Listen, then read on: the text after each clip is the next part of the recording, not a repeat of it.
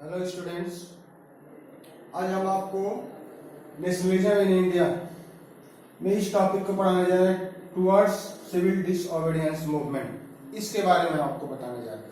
पिछली वीडियो में हमने बताया था कि आपका जो नॉन कोऑपरेशन मूवमेंट एंड खिलाफत मूवमेंट, इसके बारे में हमने बताया था। जो नॉन कोऑपरेशन मूवमेंट जो आपका था जनवरी 1921 में शुरू हुआ और फरवरी 1922 यह इस डेट को विड्रॉ कर दिया गया। इसके पीछे रीजन क्या था? इस डेट को फरवरी 1922 को यह विड्रॉ हो गया क्योंकि इसी डेट को गोरखपुर में एक चौरी चौरा प्लेस है, वहां पे एक इंसिडेंट हुआ था और यह मूवमेंट जो था वायलेंट हो गया। और गांधी जी ने यह कहा था कि हमारा जो भी मूवमेंट होगा वो नॉन वायलेंस होगा, उसमें वायलेंस नहीं होगा। जब वहां पे वायलेंट हो गया तो गांधी जी ने इसी डेट को नॉन कोऑपरेशन मूवमेंट को विड्रॉ कर दिया। अब इसके बाद नेक्स्ट मूवमेंट जो आपका शुरू हुआ सिविल डिसओबीडियंस मूवमेंट। यह सिविल डिसओबीडियंस मूवमेंट, यह जो आपका मूवमेंट शुरू हुआ अप्रैल 1930 और आपका समाप्त हुआ मार्च 1931। अब यहां देखिएगा थोड़ा सा, नॉन कोऑपरेशन मूवमेंट और खिलाफत मूवमेंट इस डेट को विड्रॉ हो गया। और यह उसके बाद दूसरा जो मूवमेंट हुआ वह किस डेट को शुरू हुआ था? अप्रैल 1930। अब इसके बीच में जो काफी लंबा वक्त गुजरा, उस बीच में क्या हुआ? उसने यहाँ की इकोनॉमिक और पॉलिटिकल सिचुएशन को कैसे चेंज हुआ, कैसे चेंज किया? क्योंकि दोनों मूवमेंट के बीच में काफी गैप था, तो इस बीच में यहाँ के जो लीडर थे उन लोगों ने क्या किया? तो इसके बीच में जो सारे इंसिडेंट हुए थे, अब इसको हम यहाँ पे देखते हैं क्या इंसिडेंट हुआ था इन दोनों के बीच में। इन दोनों के बीच में क्या हुआ? अब जब गांधी जी को यह लगा कि फरवरी 1922 को नॉन कोऑपरेशन मूवमेंट को जब उन्होंने विड्रॉ कर दिया तो उनको यह लगा कि अब हमको अगर मास एजिटेशन करना है, मास मूवमेंट करना है, स्ट्रगल करना है, तो जो हमारे लोग हैं उनको ट्रेंड करना पड़ेगा, क्योंकि वो बार बार नॉन वायलेंस की बात करते थे। तो अब इन सारे लोगों को हमको ट्रेंड करना पड़ेगा। ट्रेंड करने के बाद फिर क्या, एक बहुत बड़ा मूवमेंट स्टार्ट करना पड़ेगा। तो इस सिविल डिसओबीडियंस से पहले जो इंसिडेंट हुआ था उसके बारे में बता रहे हैं। तो गांधी जी ने क्या किया कि उन लोगों को, सारे लोगों को वह ट्रेंड करने लगे। सारे लोगों को उन्होंने ट्रेंड किया तो वहां पे बहुत सारी सिचुएशन चेंज हुई। तो उसका एक एस्पेक्ट आया कि यह जो बीच में जो है इकोनॉमिक चेंजेस, पूरे वर्ल्ड में जो इकोनॉमिक सिचुएशन थी वो भी बदली, जो पॉलिटिकल सिचुएशन थी उसका भी प्रभाव जो है आपके सिविल डिसओबीडियंट मूवमेंट के ऊपर पड़ा। क्या प्रभाव पड़ा? इकोनॉमिक सिचुएशन क्या थी? उस समय जो है इकोनॉमी, पूरे वर्ल्ड की इकोनॉमी जो है समाप्त हो गई, वह कम हो गया। और वहां के जो यहाँ के लोग थे, जो यहाँ के पीजेंट थे, वर्कर थे, इन लोगों ने क्या किया? टैक्स देने से इनकार कर दिया। टैक्स देने से इनकार, और फिर गवर्नमेंट के बीच में और यहाँ के लोगों के बीच में जो है क्लैशेस शुरू हो गए। जब ये यहाँ की ब्रिटेन गवर्नमेंट ने देखा कि इंडिया में बहुत सारे डिस्टर्बेंसेस हो रहे हैं, तो उन सारे डिस्टर्बेंसेस को समाप्त करने के लिए उसने ये कमीशन भेजा, साइमन कमीशन, कि भारत के लोग बहुत ज्यादा डिस्टर्बेंस कर रहे हैं। तो उन्होंने एक साइमन कमीशन भेजा भारत में। तो जो साइमन कमीशन है 1928 में भारत आया। इसका काम क्या था कि यहाँ के लोगों को कॉन्स्टिट्यूशनल सिस्टम में इंप्रूव करने के लिए यह साइमन कमीशन भारत आया। तो फिर भारत के लोगों ने यह देखा कि अब हमारे देश के ऊपर हम शासन करेंगे और कॉन्स्टिट्यूशन उनका होगा। और दूसरी बात, एक उसमें और बड़ी प्रॉब्लम थी, जो साइमन कमीशन आया उसमें एक भी इंडियन मेंबर नहीं था, सब फॉरेन के थे, सब ब्रिटेन के थे। तो भारत वाले लोगों ने यह कहा कि हमारा जो कॉन्स्टिट्यूशन बनेगा कोई और बनाएगा, उसमें हमारे एक लोग भी इन्वॉल्व नहीं है। तो इसलिए उन्होंने क्या किया कि यहाँ पे उस साइमन कमीशन को गो बैक साइमन स्लोगन दिया उसको इस तरह उन्होंने डिमॉन्स्ट्रेट किया, उसका विरोध किया। जब यह विरोध बढ़ता चला गया तो वहां की जो गवर्नमेंट थी यहाँ के लोगों को मोटिवेट करने के लिए कहा कि ठीक है आप लोग बहुत ज्यादा डिस्टरबेंस कर रहे हो, तो कुछ उन्होंने एक प्रपोजल पेश कर दिया। क्या कर दिया? डोमिनियन स्टेट का, डोमिनियन स्टेटस स्टेट का उन्होंने प्रपोज कर दिया और कहा कि आप जो है राउंड टेबल कॉन्फ्रेंस में आइए कि ठीक है आप इसको मान लीजिए, अगर साइमन कमिंग मेरे कॉन्स्टिट्यूशन को नहीं मानते तो ठीक है आप अपना कॉन्स्टिट्यूशन बनाइए लेकिन हमारे कंट्रोल में रहिए। तो डोमिनियन स्टेट की बात कर दी और बोले कि आपका जो भी क्लासेज है, जो भी राइट्स है, आप लंदन आइए टेबल कॉन्फ्रेंस में। टेबल कॉन्फ्रेंस में उन्होंने बुलाया कि लंदन आइए, यहाँ के सारे लीडर आप लोग आइए और जो भी हमारे बीच में जो मिसअंडरस्टैंडिंग हो उसको बैठ के सॉर्ट आउट करते हैं। तो यहाँ के जो कांग्रेस के जो लिबरल और जो मॉडरेट लीडर थे वो लोग तो मान गए कि चलो भाई ठीक है हम उन्हीं के अंडर में रहेंगे, इस प्लान को मान गए। लेकिन जो रेडियल जो लिबरल थे, रेडिकल जो लीडर थे, जवाहरलाल नेहरू, सुभाष चंद्र बोस, उन्होंने कहा कि नहीं नहीं हमको यह सब नहीं चाहिए, हमको डोमिनियन स्टेट भी नहीं चाहिए, हम टेबल कॉन्फ्रेंस में भी नहीं जाएंगे लंदन। इसको उन्होंने रिजेक्ट कर दिया। तो फिर उनको चाहिए क्या? तो उन्होंने लाहौर में जो कांग्रेस का सेशन हुआ था 1929 को, उन्होंने इस सेशन में, लाहौर सेशन में एक रेजोल्यूशन पास किया, क्या बोले कि पूर्ण स्वराज की बात की कि मतलब हम इससे कम पे नहीं मानने वाले हैं, हमको पूर्ण स्वराज चाहिए। ये लाहौर सेशन में पास हुआ था कांग्रेस की। तो पूर्ण स्वराज, और इसी सेशन में इसी डेट को उन्होंने क्या किया था, जो 26 जनवरी को उन्होंने इंडिपेंडेंस डे डिक्लेयर कर दिया कि इस डेट को हम इंडिपेंडेंस डे मनाएंगे।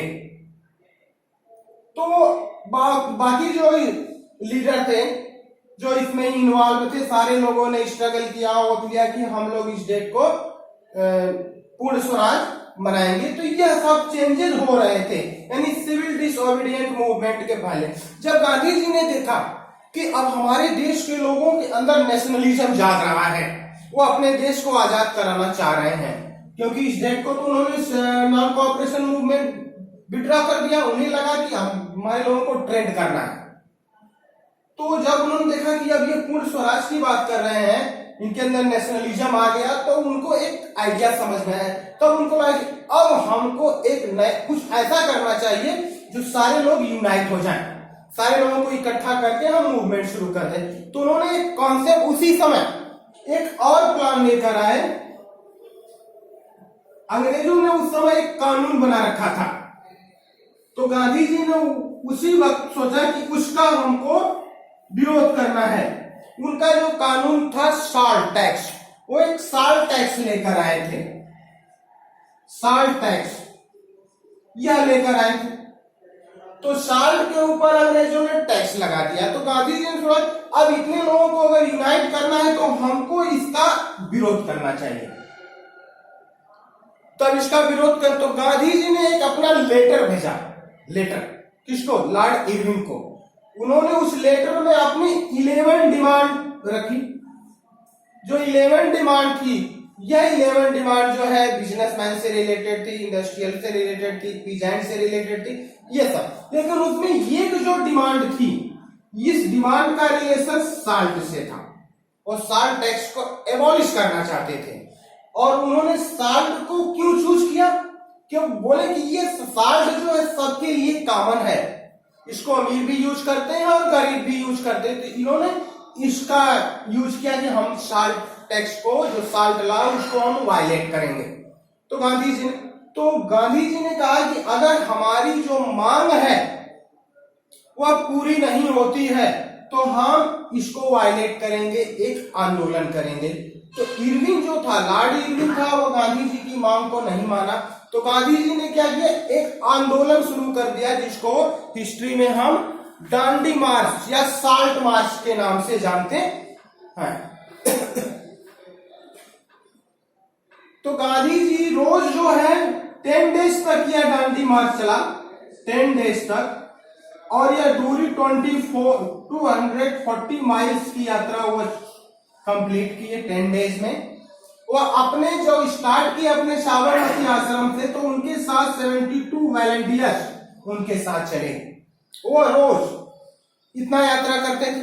और उसके बाद वह गांधी जी जिस जैसे जहां से भी गुजरते थे रात को रोकते थे, तो उन लोग वहां के लोगों को वह समझाते थे कि अंग्रेजों का हमको कैसे विरोध करना है, उनकी बात को कैसे उनके लॉ को कैसे वायलेट करना है, ये लोगों को ट्रेंड करते जाते थे, क्योंकि नॉन कोऑपरेशन मूवमेंट के समय वायलेंट हो गया था। तो ये सारी चीजें उनको सिखाते जाते। तो लास्ट में जो 6 अप्रैल को गांधी जी जो है दांडी पहुंचे, जो गुजरात का कोस्टल एरिया है वहां पर पहुंचे, उन्होंने साल्ट बनाया और साल्ट लॉ को वायलेट कर दिया। जब साल्ट लॉ को जिस दिन वायलेट किया उसी दिन से, यानी यह माना जाता है कि सिविल डिसोबीडिएंट मूवमेंट की शुरुआत हो गई।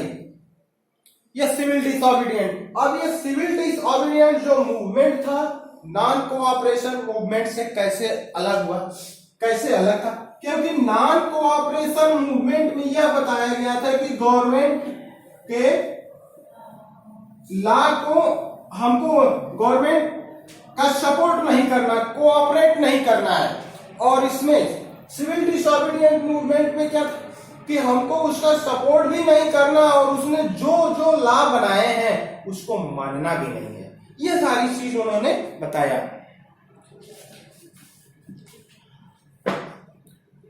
अब इसके लिए सारे लोगों ने फॉरेन गुड्स को बायकॉट कर दिया, जो लीकर की जो शॉप थी उसकी पिकेटिंग कर दी, ये सारा चीज हुआ। तो अब इस ग्रुप में बहुत सारे लोग जो है इन्वॉल्व हो गए। अब कितने कितने लोग इस ग्रुप में इन्वॉल्व हुए सिविल डिसोबीडिएंट मूवमेंट, अब हम उसको देखते हैं।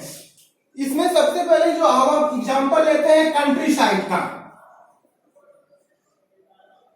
कंट्री साइड जो देहात की एरिया थी, कंट्री साइड के लोग भी इन्वॉल्व हो गए। तो कंट्री साइड में 2 लोग थे, एक जो पीजेंट ग्रुप था, पीजेंट ग्रुप, एक जो रिच पीजेंट था, और दूसरा जो है पुअर ग्रुप के लोग। यह लोग भी महात्मा गांधी के इस मूवमेंट में इन्वॉल्व हो गए। रिच पीजेंट जो थे यह क्यों इन्वॉल्व हुए, और पुअर पीजेंट थे यह क्यों इन्वॉल्व हुए? जो रिच पीजेंट थे, जो फर्स्ट वर्ल्ड वॉर के समय जो उस समय जो वर्ल्ड इकोनॉमिक डिप्रेशन हुआ था, उस इकोनॉमिक डिप्रेशन के कारण जो गुड्स के जो सारे जो प्राइसेस थे वो गिर गए थे, उनकी जो अर्थव्यवस्था है, उनका बिजनेस जो है क्लैश हो गया था। तो वह क्या है, गवर्नमेंट को टैक्स नहीं देना चाहते थे और उस टैक्स में रिडक्शन चाहते थे कि टैक्स को कम कर दिया जाए। तो जब यह रिडक्शन चाहते थे तो इसलिए यह लोग इसमें इन्वॉल्व हो गए। और पुअर क्या थे, पुअर पीजेंट जो जिसमें से टेनेंट आते हैं, वह लैंड लॉर्ड के जमीन पर एग्रीकल्चर का काम करते थे। तो इन लोगों को, लैंड लॉर्ड को, जो रिच पीजेंट है उनको टैक्स देना होता था, तो इसलिए यह लोग भी इसमें इन्वॉल्व हो गए। यह हो गया। तो ये सारे पार्टिसिपेंट इसमें इन्वॉल्व थे। दूसरा साइड आता है टाउन में, जो टाउन साइड है, जो शहरों के लोग, जो वो कौन इन्वॉल्व है? जो शहरों में जो इंडस्ट्रियलिस्ट थे, जो टाउन एरिया है, जो टाउन एरिया में जो इंडस्ट्रियलिस्ट थे,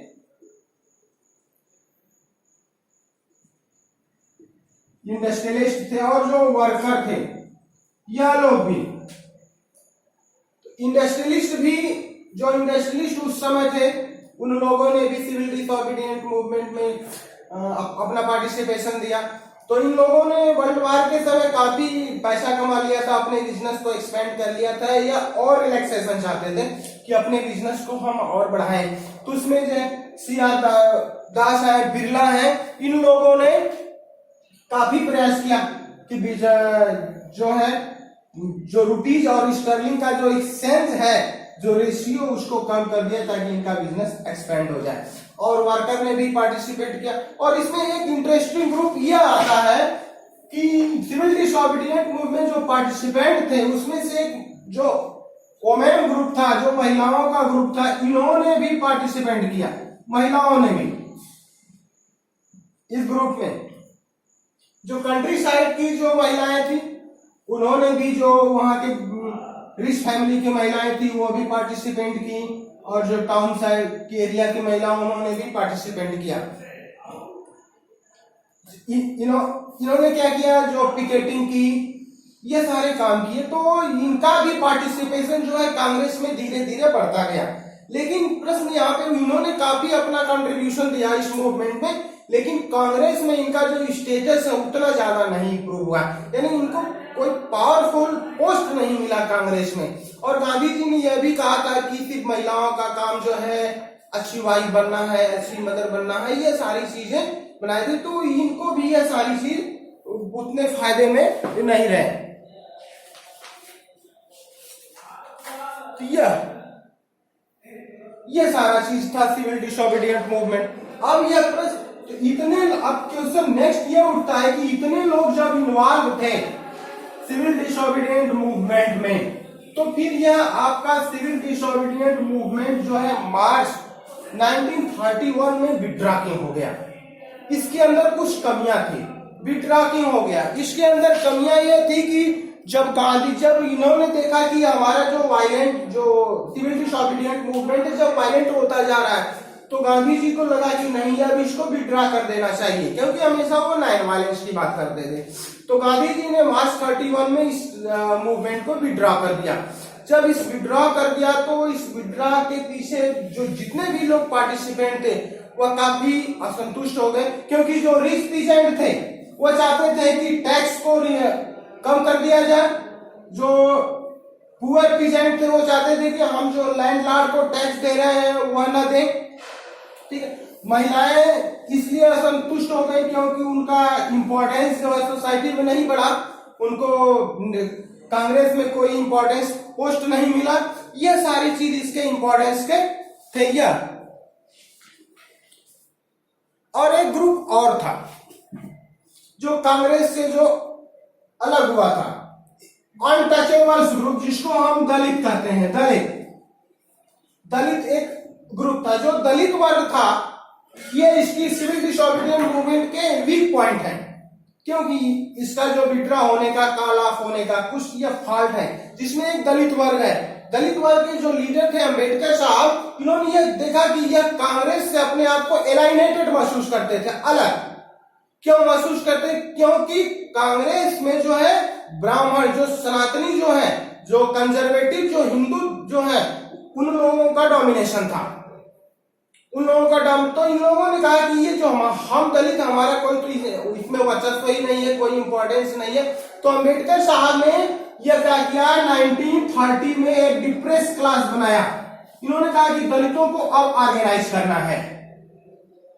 जब गांधी जी को यह लगा कि ये जो दलित है ये अलग सेपरेट होते जा रहे हैं, जो हमारा नेशन इंटीग्रेशन का जो सिस्टम है वह धीरे धीरे वीक होता जा रहा है, तो गांधी जी ने कहा कि नहीं, ये जो हमारे जो दलित हैं, उन्होंने दलितों को एक नया वर्ड दिया, हरिजन वर्ड से उनको एड्रेस किया और उसको एक्सप्लेन किया कि ये ईश्वर की संतान है, और उनके काम को अप्रिशिएट करने के लिए गांधी जी ने टॉयलेट को भी साफ किया और लोगों से बताया कि आप अपने हार्ट को चेंज कीजिए, अपनी फीलिंग को, अपने सोच को बदलिए।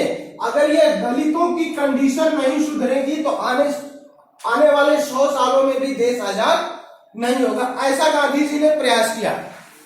लेकिन अंबेडकर साहब ने अपना सेपरेट ग्रुप बना लिया, डिप्रेस क्लास की स्थापना कर ली, और डिप्रेस क्लास की स्थापना करने के बाद उन्होंने क्या कहा कि हमको इलेक्शन में, काउंसिल में, लेजिस्लेटिव काउंसिल में सेपरेट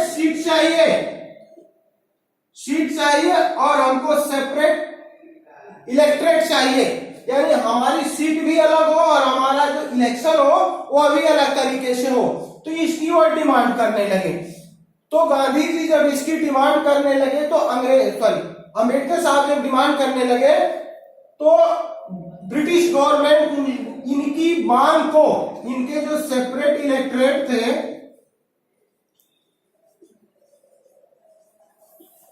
इलेक्ट्रेट की मांग को या मान गए अंग्रेज।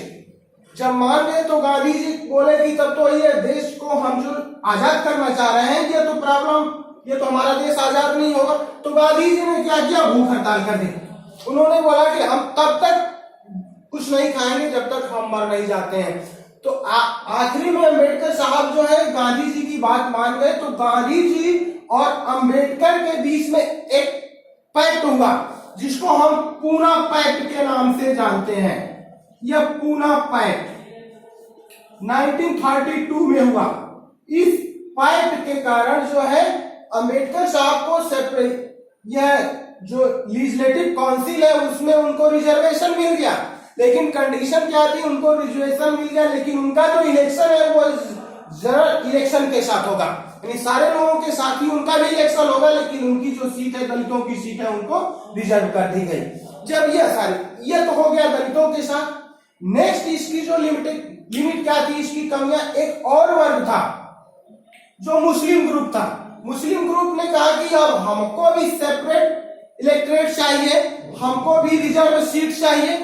इसकी बात करने तो गांधी जी और मुस्लिम लीग के बीच में समझौते होने लगे, आपस में लोग बैठ के कॉन्फ्रेंस करने लगे, मीटिंग करने लगे। यह मीटिंग निगोशिएशन की तरफ जा रही थी, यह मामला हल होने की तरफ जा रहा था। लेकिन उस समय जो कांग्रेस में जो हिंदू महासभा के जो ग्रुप थे, एम.के. जयकार, इन्होंने इसका विरोध कर दिया कि नहीं, हम आपकी कोई भी बात नहीं मानते हैं, आपको सेपरेट रिजर्व सीट नहीं मिलेगी, सेपरेट इलेक्टोरेट नहीं मिलेगा। और यही इसका वीक पॉइंट था। और यहीं से जो आपका यह सिविल डिसोबीडिएंट मूवमेंट जो है वो आगे नहीं बढ़ पाया, इसमें क्लैशेज होने लगे, राइट्स होने लगे। जब यह बढ़ता गया तो गांधी जी ने मार्च 1931 को सिविल डिसोबीडिएंट मूवमेंट को विड्रॉ कर दिया। यह सब इसकी कमियां हैं। और नेक्स्ट वीडियो में हम आपके इसके नेक्स्ट पार्ट को बताएंगे, the sense of collective belonging. Thank you for watching this video.